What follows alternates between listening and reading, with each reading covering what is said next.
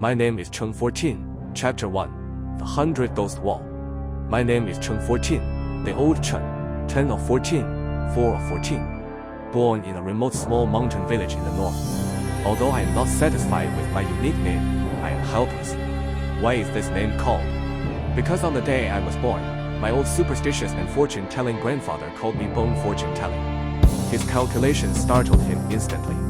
My fate is too hard, so hard that it can kill my biological parents. Simply put, I am a debt collector.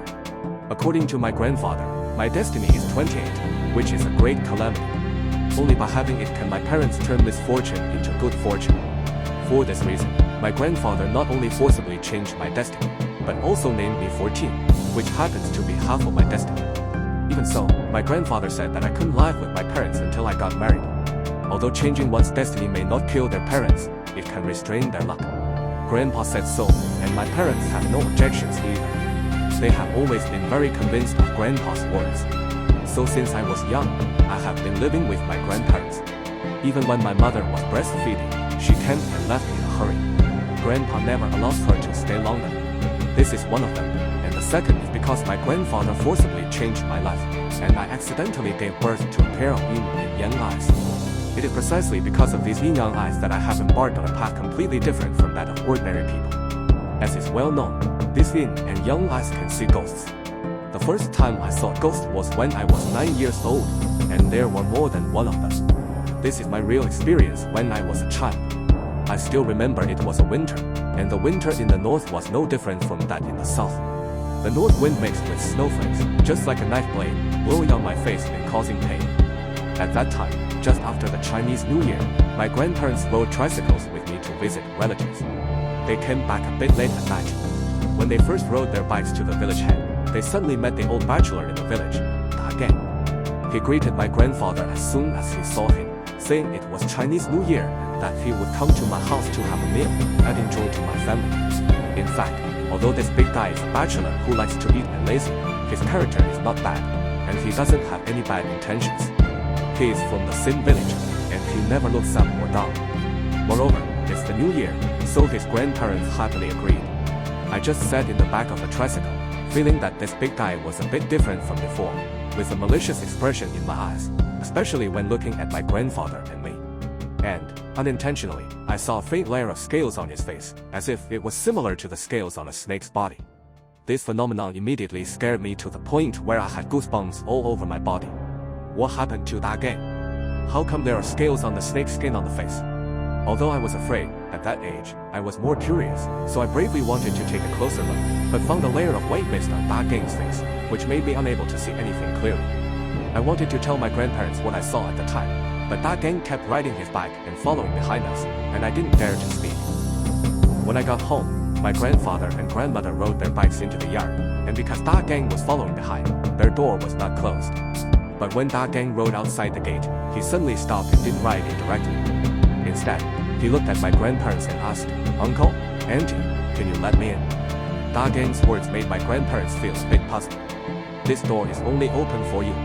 We had already agreed to let you come, so why do we have to ask when we come in now?" My grandfather was about to speak when I quickly ran over and grabbed his wrist, telling him in his ear what I had seen before. After hearing my words, my grandfather's face changed on the spot. He quickly asked my grandmother to take me into the house, close the door, and not come out. Afterwards, I heard my grandfather killing roosters in the yard, and the big yellow dog in the yard kept barking non-stop. The barking was not like the usual one, urgent and a bit crazy. I was still wondering in my heart at that time. Grandpa has been raising this rooster since I can remember, and he has been crowing at home. Grandpa is reluctant to kill it. What's going on today? Kill as you please. Is it because of Da Gang? My grandmother inside didn't let me ask too much. I could clearly hear a strong wind blowing outside the house, with a terrifying roar in the wind. Not only in front of the house, but also in the back window, black shadows occasionally drifted by, scaring both my grandmother and I inside the house. After a while, Grandpa ran in from the yard covered in blood. As soon as I entered the room, I shouted to my grandmother, "Hurry up and let 14 hide in the bed.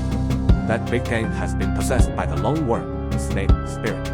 It's coming to seek revenge on us now." Grandma heard my grandfather's words and quickly carried me onto the cot. whether I wanted it or not, she stuffed me into a quilt, leaving only a gap for me to catch my breath. 14.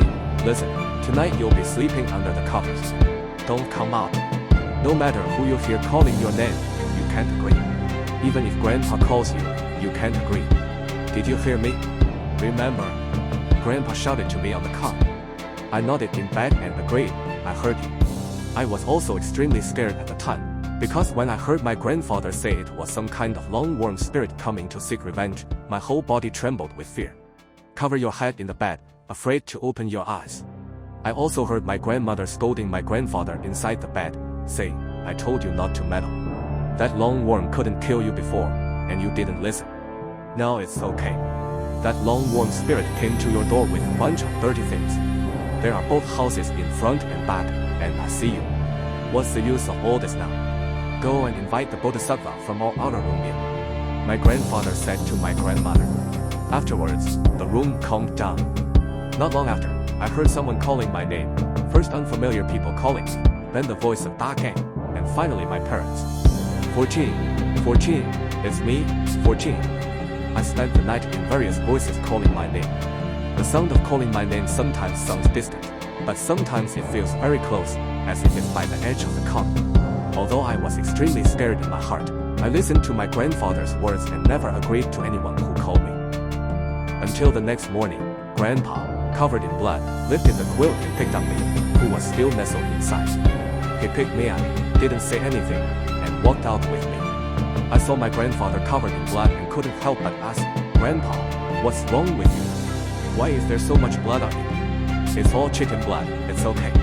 After Grandpa said these words, he didn't speak again. Afterwards, I heard from my grandfather and realized why the long insect spirit attached to Dagang had to seek his consent before entering our house. Because there are 2 door gods pasted on the door of my grandfather's house, and there is also a bodhisattva enshrined in the outer room. Without the owner's consent, if their dirty things want to come in, the door gods and bodhisattvas will not be able to pass this hurdle. This is also the reason why I survived the disaster.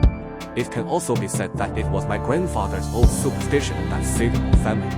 After coming out of home, my grandfather took me directly to a Taoist temple near the village. I stayed in the hall, and my grandfather and an old Taoist from the Taoist temple talked inside for a long time before walking out of the room one after another. The old Taoist who walked out stared at me for a while, then handed me a piece of paper and a pen, asking me to write a random word on it. I didn't even think about it at the time, so I picked up a pen and wrote a 1 on that piece of paper. Because the word 1 is the simplest and best written. The old Taoist looked at the word I wrote for a long time, his face heavy, and he didn't answer for a long time. My grandfather felt puzzled and anxious, so he urged, Taoist, could you explain whether it's good or bad? The old Taoist sighed and said to my grandfather, Brother, to be honest with you, your grandson may face a major disaster. This one character is the last stroke of the new character and the first stroke of the death character. It is the end of life and also the beginning of death. This foreshadows a great omen, 9 deaths and 1 life.